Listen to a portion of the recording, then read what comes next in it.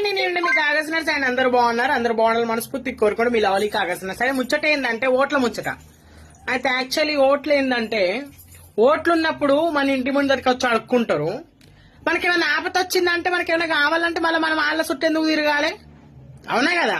మన ఇంటి ముందరికి ఇప్పుడు ఓట్ల కోసం మా ఇంటి ముందరికి వచ్చి అడుక్కుంటున్నారు, ఓట్లు అయ్యుండ్రి అని. మరి ఏమన్నా రేపన్నా అవసరం ఉంటది, మరి వాళ్ళ గుద చుట్టూ 10 సార్లు ఎందుకు తిరగాలి?